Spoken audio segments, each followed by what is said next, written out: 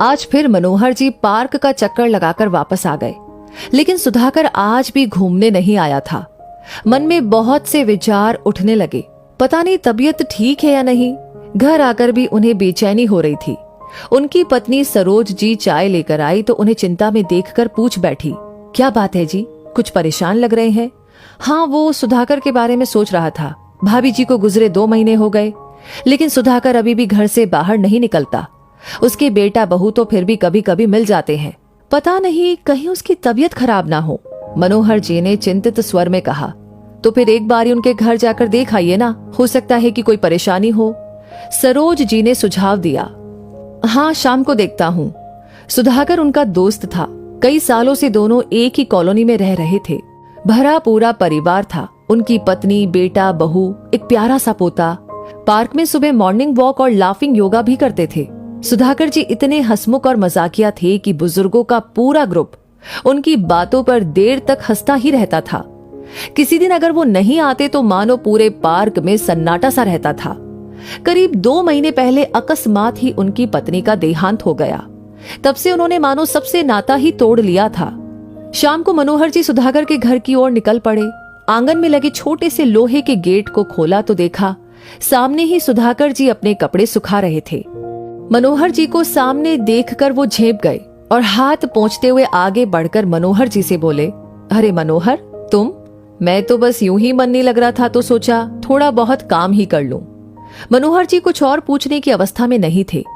ये वही सुधाकर था जिसने भाभी जी के सामने शायद कभी अपने हाथों से कोई काम ना किया होगा। हमेशा यही कहता था, यार मुझसे ये घर के काम वाम नहीं होते, आखिर पत्नी और बहू किस लिए होती है। आंगन में ही रखी कुर्सियों पर दोनों दोस्त बैठ गए। काफी देर बैठने के बाद भी अभी तक किसी ने चाय के लिए भी नहीं पूछा।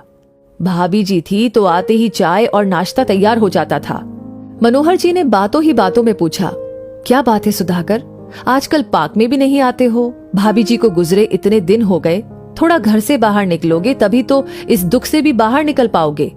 आखिर कब तक खुद को सजा देते रहोगे? इतना सुनते ही सुधाकर फफक पड़ा। मनोहर, मैं कैसे खुद को माफ करूं? जब तक तुम्हारी भाभी जिंदा थी मैंने कभी उसकी कद्र नहीं की। मैं चाहे उससे कितना भी नाराज होता, फिर भी वो मुझे जबरदस्ती खाना खिला ही देती थी।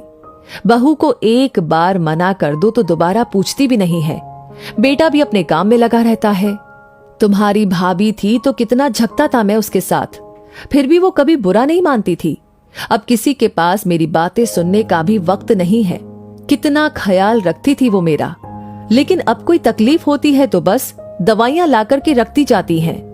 कितने सालों से वो बोल रही थी कि एक बार कहीं घूमने चलते हैं, लेकिन मैं हमेशा टाल देता था। लेकिन अब देखो, वो मुझे छोड़कर के ही चली गई। बोलते बोलते सुधाकर जी का गला भर्रा गया था। बस कर यार, एक ना एक दिन तो सबको जाना ही होता है। मनोहर जी ने सांत्वना देते हुए कहा। हाँ मनोहर, ये तो मुझे भी पता है, लेकिन अब इस उम्र में समझ में आ रहा है कि जीवन साथी की जीवन में क्या अहमियत होती है। थोड़ी देर बैठने के बाद मनोहर जी वापस अपने घर की ओर चल पड़े, लेकिन आज उनके कदम बहुत भारी लग रहे थे। घर जाकर वो अपनी पत्नी से बोले, भाग्यवान, बहुत दिनों से तुम बोल रही थी ना कि रामेश्वर धाम जाने का बहुत मन है, चलो इस बार 1 हफ्ते के लिए चलते हैं। मनोहर जी की बात सुनकर उनकी पत्नी आश्चर्य से उनका मुंह देखने लगी। जी क्या कहा आपने? हम घूमने चलेंगे? हाँ सरोज, पता नहीं फिर हमें मौका मिले ना मिले, लेकिन जितने दिन हम साथ हैं कम से कम अपनी छोटी छोटी इच्छाओं को तो पूरा कर ही सकते हैं। इस जिंदगी का क्या भरोसा, पता नहीं कब धोखा दे दे। मनोहर जी की बात सुनकर सरोज जी हौले से मुस्कुरा दी। वो भी उनकी मनोदशा को समझ रही थी। ये सच है कि जीवन साथी का स्थान कोई नहीं ले सकता।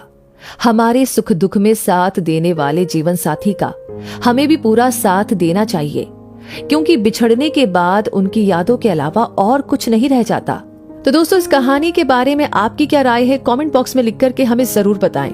और साथ ही साथ आपने ऑलरेडी लाइक कर दिया है तो इस वीडियो को ज्यादा से ज्यादा शेयर करें।